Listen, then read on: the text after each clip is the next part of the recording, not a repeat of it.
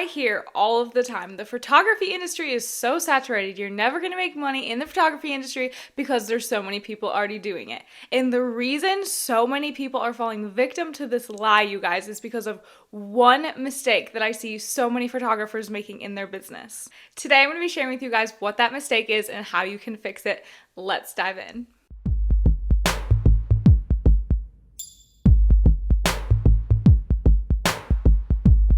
So my response to the comment that the photography industry is so saturated is that yes, the market is saturated with average. So what are you doing to not be average? I'm not talking about being the most talented photographer who's ever picked up a camera or being the most creative person that exists out there. No, I'm talking about how you are marketing your business. Here's the truth. So many talented photographers are failing at creating successful photography businesses because they are making the mistake of not marketing themselves properly. And what I mean by this is they're not utilizing themselves and their personalities at the center of their business. Listen when I say, yes, your work needs to be good to have a successful photography business, but listen closer when I say that your work is not going to carry you in this industry.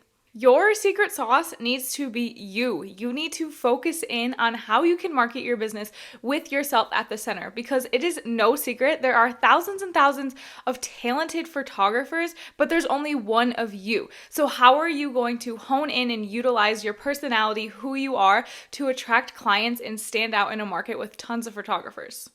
So your goal as a photographer should be utilizing your personality as your main marketing point. So the question then comes up, how do you do this?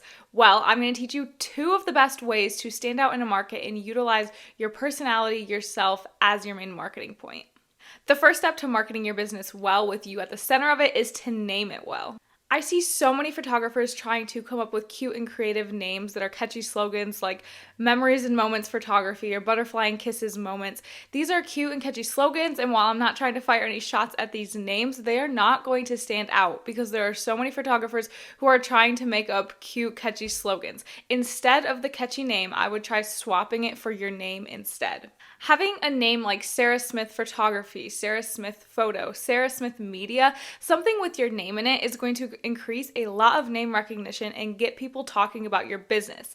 If you have a business named Memories and Moments Photography and you work with that client, people are going to remember your name, and in a situation where they might be referring you or talking about your business, they might not remember that saying that you came up with, but in the moment they're going to remember your name. So if people have your name and take it to Google, but your business name isn't your name, they're not going to be able to find you. So using name recognition is one of the best ways to market yourself with yourself at the center. Not only are people going to associate your name with your business, they're going to start to associate your work with your business, which should be one of your main goals as a photographer. The next best way to market your business with yourself as the center is to show up. Show up on social media. Make introduction posts that have pictures of you and a brief description of what your business is and who you are. Show up on stories. Show your face. Show up on reels. These are ways to create a human connection with your audience, and that's going to stand out from another photographer who might just be posting their work on their socials. There needs to be a good balance between how much you're posting your work and how much you're posting your personal life, but using your personal life and just your personality is going to create those connections, which will bring in clients. Another way to show up is on your website. I always tell photographers that one of the first or second things that potential clients should see when they're clicking on your website is a picture of you. Give an introduction, just like I said on social media, kind of talk about what your business is about, who you are. You want to create these human connections, because if someone clicks on your website, they just see your work, there's no human connection behind that, and people are likely to give you your business when they connect with you on a deeper level. Another way to show up on your website besides an introduction post is just to keep it real on your website. A lot of times I'll see photographers using really formal language or just using very website slangy type things on their website rather than typing how they would talk. If you make your website feel like an authentic conversation with yourself, your personality is going to show up through that. That's another great way to show you through your website. So if you ever hear the lie told to you that the market is too saturated and that there's just too many photographers in the industry, I would challenge you to rephrase that statement and ask yourself, what am I doing to stand out in a market that is saturated with average? If you guys found this video helpful, I would love if you could give it a thumbs up, subscribe, and I will see you guys next week for more educational content.